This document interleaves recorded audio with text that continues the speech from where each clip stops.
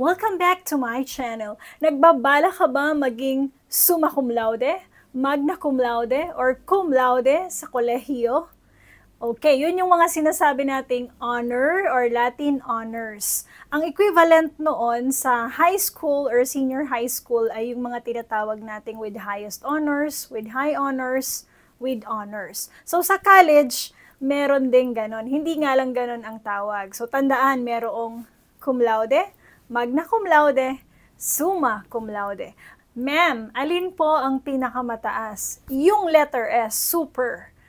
Summa cum laude, yun ang pinakang mataas. Madaling tandaan, di ba? Sa alphabet, yung pinakang huli, siya yung pinakang mataas. Okay, yung cum laude, magna cum laude, summa cum laude, natatanggap natin yon sa araw ng pagtatapos. So kung 4 years ang iyong kurso, kapag tapos mo na lahat yan, graduation na, dun mo yan matatanggap. Kung 5 years ang kurso mo, doon na yon sa pagtatapos.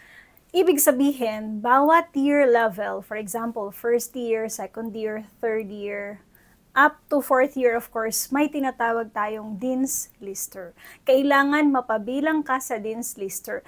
Ito yung mga may mini-maintain na grado. Halimbawa, of course, guys, don't forget, depende ito sa pamantasan o paaralan na pinapasukan mo. Okay, halimbawa sa school namin, hindi ka pwedeng magkaroon ng grade na 2.0.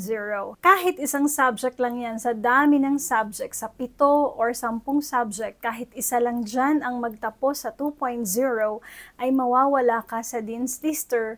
At kapag nawala ka sa Dean's Lister ng first year, wala ka ng magiging Latin honors sa iyong pagtatapos. Ganon yung sa school namin. Pero syempre, iba-iba sa bawat school. Meron kasi yung student handbook doon nakasaad. Kaya, eto guys, tandaan nyo tong mga i-discuss ko sa inyo kung paano nga ba maging honor student sa kolehiyo. Number 1, sundin ang mga policies and guidelines na nakasaad sa student handbook. So, paano mo susundin yon? One thing, of course, is for you to know them. Kailangan alamin mo ano ba yung mga policies, ano yung mga guidelines, kailangan masunod mo yon.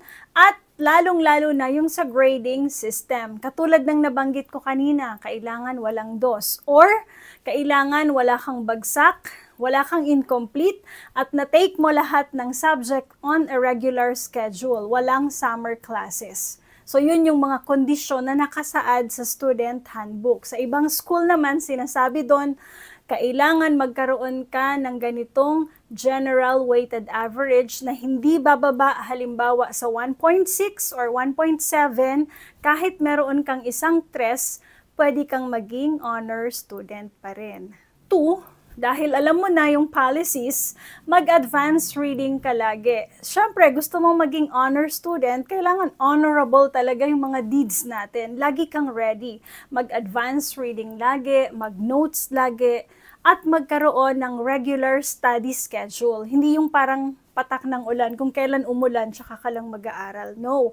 If you have that goal, kailangan trabahuhin mo siya. Lagi kang mag-aral, lagi kang magbasa, gawin mong routine ang pag-aaral. Okay, marami naman talaga dyan na nag-e-enjoy sa pag-aaral. At talagang dapat enjoyin natin yung pag-aaral. Number 3, bukod syempre sa ready ka sa mga lessons, kailangan magpasa ka ng high quality at excellent outputs. Yan yung may mga performance tasks tayo, may mga projects. Kailangan isumite natin yung high quality at excellent para maganda yung output natin at mataas yung makukuhang marka. So wala tayong regrets, di ba? Hindi kasi pwedeng maganda lang yung quizzes grades natin, yung examination grades natin, recitation grades natin. Paano naman yung project grades natin at yung ibang performance tasks grades natin? So ayusin natin lahat yan. Number 4, dahil ginagawa mo na yung academic performance, you have to monitor it.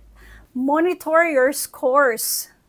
Ma'am, saan po? Sa iyong quiz, sa iyong seatwork. Seatwork minsan hindi nare-record, pero magandang ma-monitor mo rin yan. Sa mga written exams, sa mga oral exams, lahat ng minamarkahan, i-monitor mo. Kasi baka mamaya akala mo, okay na okay yung prelim score mo, Hindi pala. So, makapagbabawi ka ngayon sa midterm at saka sa finals. By the way, sa college, meron tayong tinatawag na prelim, midterm, finals. So, tatlo yan. Case to case din sa mga universities. Minsan, tatlo yung major exams. Minsan, dalawa lang. So, sa case namin, sa university namin, tatlo. May prelim, may midterm, may final. So, may tatlong major exams kang paghahandaan. And finally, number 5, have senior mentors. Mama, anong ibig sabihin nun?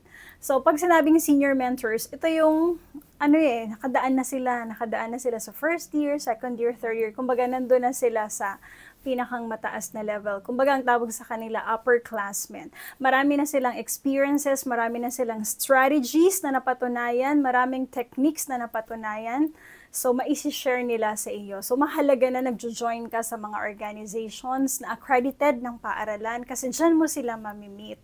Okay? Mahalagang nakikipag-interact ka, nakikipagkaibigan ka, kaya gawin mo rin yon, 'di ba? So isang tip ko nga dun sa isang video, don't be shy. So part ng pagiging smart ay yung wag tayong mahiyang makipagkaibigan, mag-join sa mga school accredited organizations kasi dun talaga lalawak yung network natin. Another thing na dapat mong pag-isipan, syempre may benefit kapag honor graduate ka. So sa civil service may tinatawag na HGE. Honor Graduate Eligibility. Ito ay by virtue of Presidential Decree 907 or yung tinatawag na PD 907. Kapag honor graduate ka, automatic na civil service eligible ka. So, matatanggap mo yung Certificate of Eligibility na yun upon application, upon submission of the different requirements. Ibig sabihin, kapag honor graduate ka, automatic yon, hindi mo na kailangang mag-exam. So, okay na okay, diba? Kasi para kang may instant premyo after mong gumraduate ng either cum laude, magna cum laude, or summa cum laude. Okay, there you have it guys. Magpursige sa pag-aaral. At sana nakatulong sa iyo ang lesson video na ito. Don't forget to click like, subscribe, and tap the notification bell for more lesson uploads, practical tips, and anything educational. Have fun learning!